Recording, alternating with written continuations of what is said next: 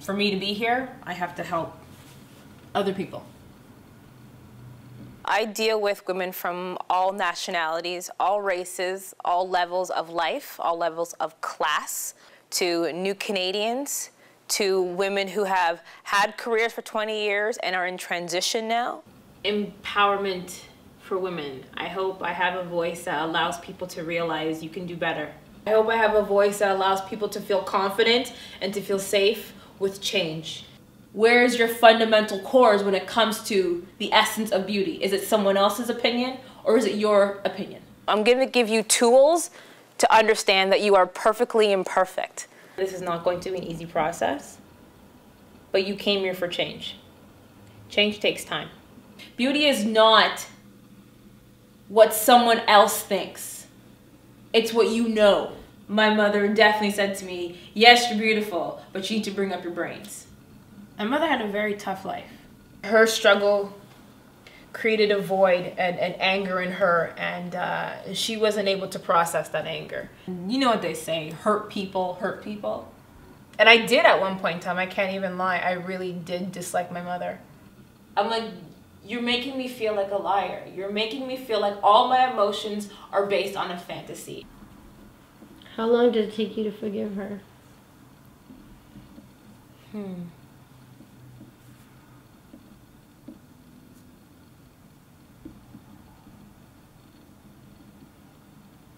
20 years.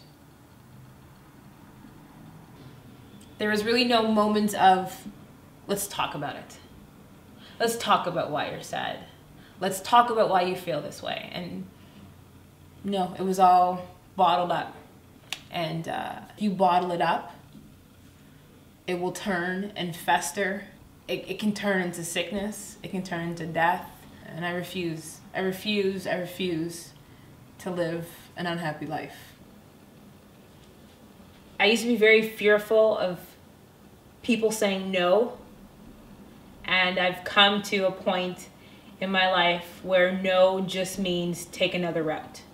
Not having great males in my life in the beginning of my world definitely helped me to give me that kind of, you know, jump start, but it definitely hurt me. It was definitely the I am woman, hear me roar syndrome, and which I think is great.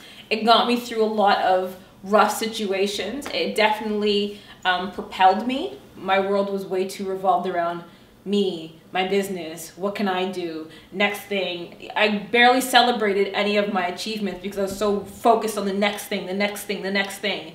And before I knew it, I was so sick that I couldn't even get out of bed. I was diagnosed with a form of cancer.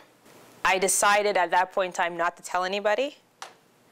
And the only way I got through it was through finding my faith.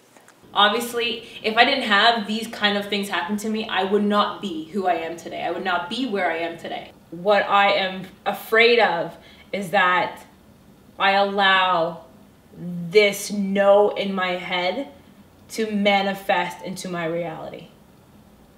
So I'm just, that's an everyday struggle to not let the no into my reality. I'm afraid of regret.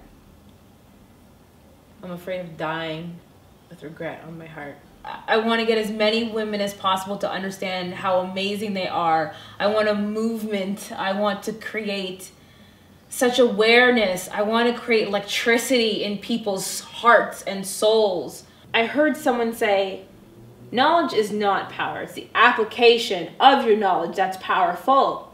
And I was like, oh, that totally blew my mind. I was like, I was not even another level. That was another stratosphere. That was out of this planet, out of this orbit. And I said to myself, that is it.